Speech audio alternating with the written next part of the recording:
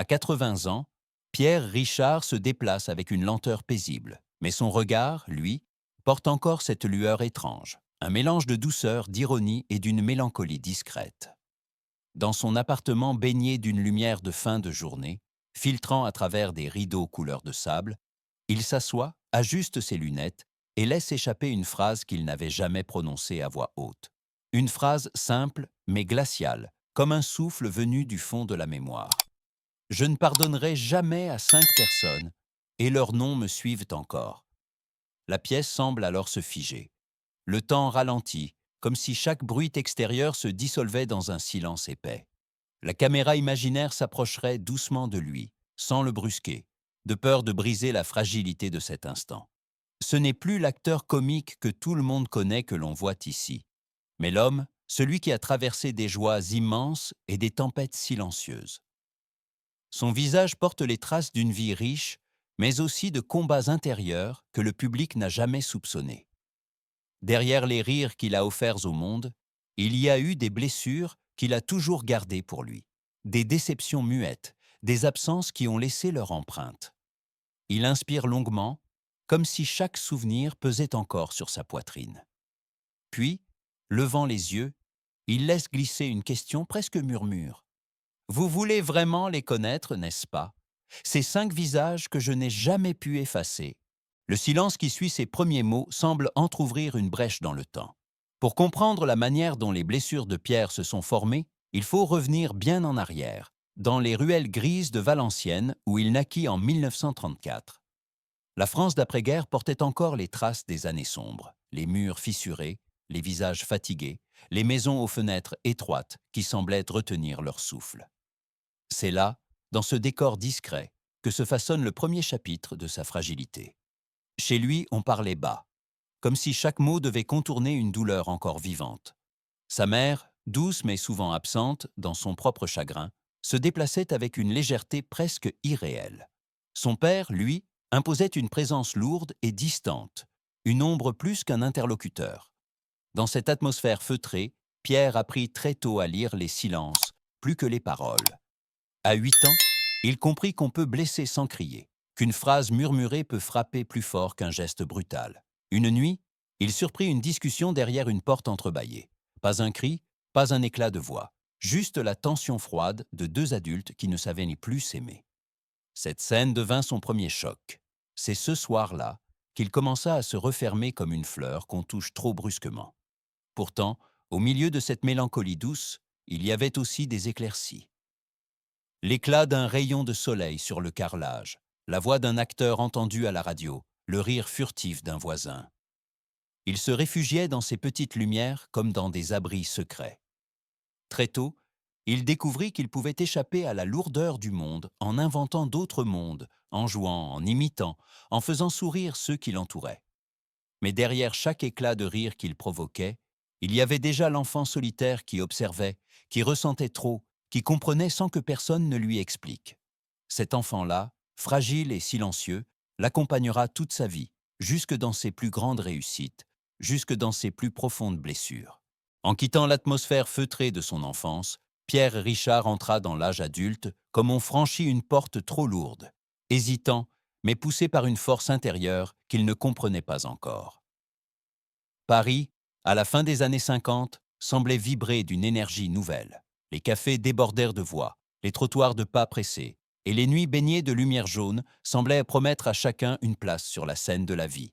Pour le jeune homme timide venu du Nord, cette ville devint un champ d'exploration immense, un espace où il pouvait enfin s'inventer autrement. Il commença modestement sur des petites scènes de cabaret où les rires couvraient parfois sa propre voix. Mais très vite, quelque chose se produisit. Sa maladresse naturelle, son regard doux, ses gestes un peu trop larges devinrent une signature. Ce qui, autrefois, avait fait de lui un enfant en décalage, devint une matière comique unique. Le public ne riait pas de lui, mais avec lui, une nuance subtile, essentielle, qui réchauffa son cœur plus qu'il ne l'avoua. Les tournages se succédèrent. Dans les années 70, son nom se grava solidement dans l'imaginaire collectif. Les affiches de cinéma portant son visage fleurissaient partout en France. On parlait de lui comme d'un phénomène, d'un souffle de liberté, d'un homme capable de transformer l'échec en poésie. Pourtant, dans les loges éclairées de néons fades, il restait cet être silencieux qui, face au miroir, se demandait pourquoi son propre reflet semblait si lointain. Le rire était devenu sa langue, mais le silence restait sa patrie. C'est alors que survint la première grande fissure. Un ami proche, presque un frère dans le métier, lui proposa un projet novateur. Ils en parlèrent pendant des semaines, partageant leurs rêves jusqu'au moindre détail. Mais une nuit, une seule, tout bascula. L'ami accepta une autre offre plus prestigieuse, plus lucrative. Il ne prévint Pierre qu'après coup, d'une voix gênée, presque tendre. Une trahison polie, enveloppée de délicatesse, mais qui fit plus mal qu'un affront brutal. Pierre comprit ce soir-là que la lumière attire parfois des ombres plus longues qu'on ne le soupçonne.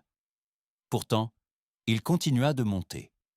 Le public l'aimait, les salles riaient, et les producteurs cherchèrent sa présence comme une garantie de succès. Mais au fur et à mesure qu'il grimpait, un sentiment étrange l'accompagnait, celui d'être applaudi, mais rarement compris. Souvent, entre deux scènes, il marchait seul dans un couloir vide, écoutant l'écho de ses pas comme une preuve muette de sa solitude. Et c'est au sommet même de sa carrière, alors que tout semblait briller autour de lui, que les premières fractures invisibles commencèrent à s'élargir. Des promesses non tenues, des alliés hésitants, des sourires qui sonnèrent faux. Pierre ne voulait pas encore l'admettre, mais une vérité s'imposait déjà dans l'ombre. Plus on s'élève, plus la chute qui approche devient inévitable.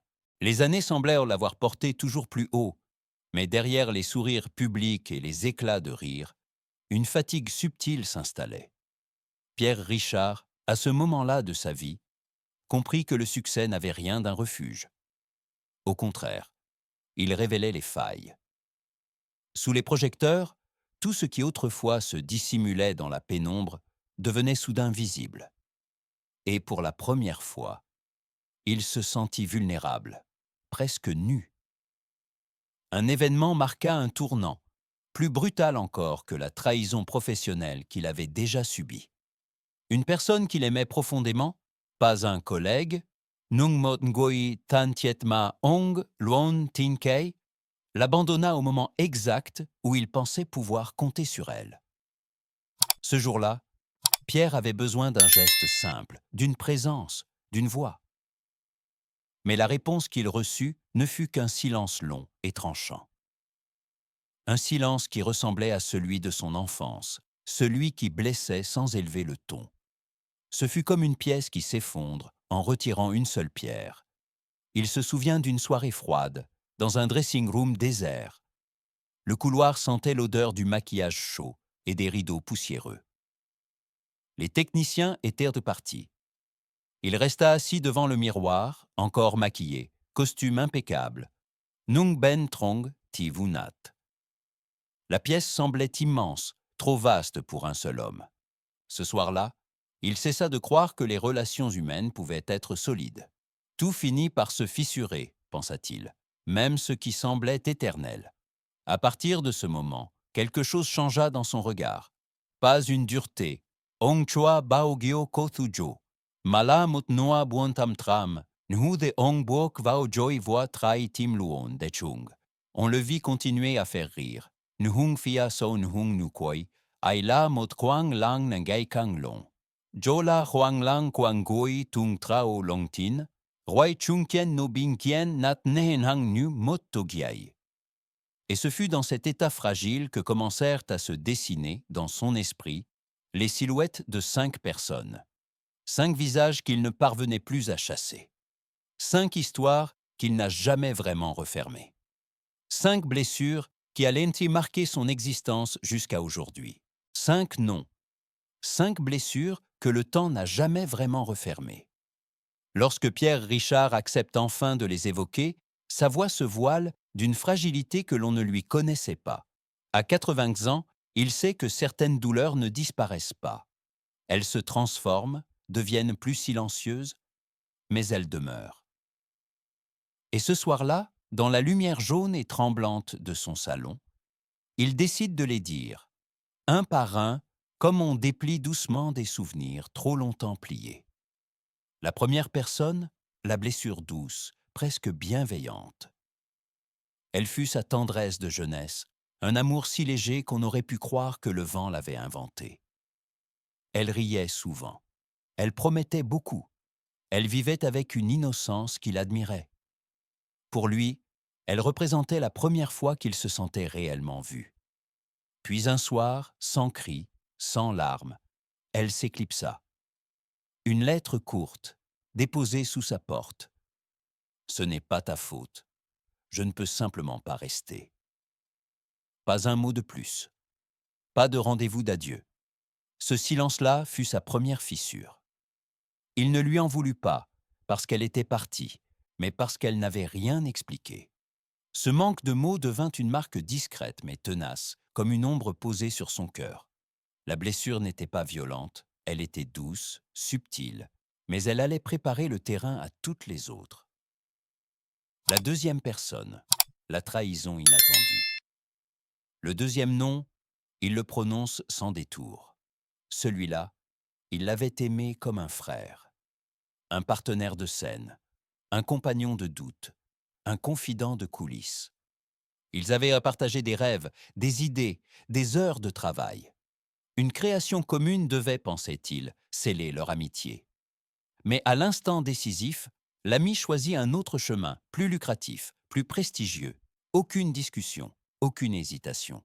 Juste une signature faite dans son dos. Quand Pierre apprit la nouvelle, le monde sembla basculer. Ce qui le blessa, ce ne fut pas le projet abandonné. Ce fut la facilité avec laquelle l'autre avait tourné la page. « Je n'étais qu'un chapitre », murmure-t-il. Il ne pardonna jamais ce détachement soudain, cette manière de rompre sans avoir l'air de rompre. Là encore, la douleur était simple, silencieuse, mais profondément dévastatrice. La troisième personne. La blessure profonde, celle qui dure toute une vie. Pour le troisième visage, Pierre hésite. Il ne dira pas de qui il s'agit. Par pudeur, par loyauté peut-être, par peur surtout. Ce fut quelqu'un de sa famille, quelqu'un dont il espérait un soutien, une présence, un geste minuscule, rien de grandiose. Mais au moment où il en eut le plus besoin, il se retrouva face à un regard froid, à une distance volontaire, à une porte qui se referma lentement. Il n'y eut pas de cri, juste le sentiment d'être effacé. Effacé de l'histoire familiale, effacé de la mémoire de l'autre. Cette blessure, plus intime que toutes les autres, marqua en profondeur sa vie d'adulte. Il comprit alors que le sang ne protège pas toujours et que la trahison la plus douloureuse est souvent celle qui vient de trop près. Il ne l'a jamais dite à personne. Il ne l'a jamais pardonné non plus.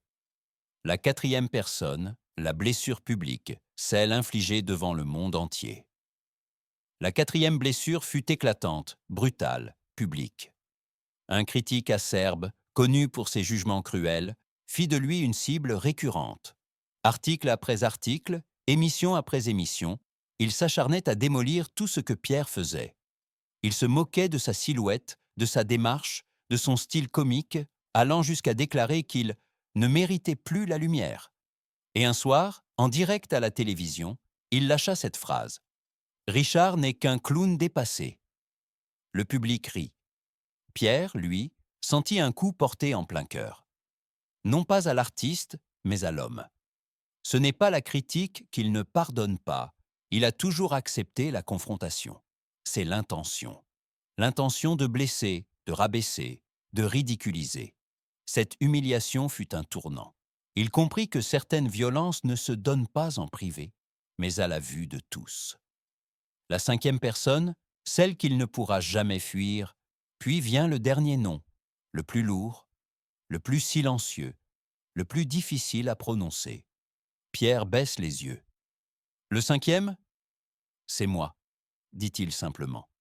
Il se reproche des choses invisibles aux autres, d'avoir laissé filer des amitiés précieuses, d'avoir privilégié son métier au détriment de sa vie intime, d'avoir caché ses peurs derrière des éclats de rire, d'avoir accepté la solitude parce qu'elle lui semblait familière, d'avoir laissé certaines blessures s'installer plutôt que de les affronter. On ne pardonne pas facilement à l'enfant qu'on a été, ajoute-t-il, ni à l'adulte que cet enfant est devenu. Le cinquième nom n'est pas un visage, c'est un miroir. Et c'est celui qu'il porte depuis le plus longtemps. Ses 5 blessures ne saignent plus, mais elles continuent d'éclairer sa vie comme des lanternes anciennes, vacillantes, impossibles à éteindre. Car la vérité est simple, parfois terriblement simple. On ne guérit jamais vraiment de ceux qu'on a aimés. La lumière du soir glisse lentement sur les meubles anciens, dessinant sur les murs des lignes dorées et fragiles. Pierre Richard reste immobile, les mains croisées devant lui, comme si le simple fait d'avoir prononcé ces 5 noms avait allégé quelque chose en lui. Non pas une délivrance complète, mais une respiration plus profonde, plus calme. On dirait qu'en parlant de ses douleurs, il a enfin rendu à chaque souvenir la place qui lui revenait. Devant lui, une vieille photographie repose sur la table basse.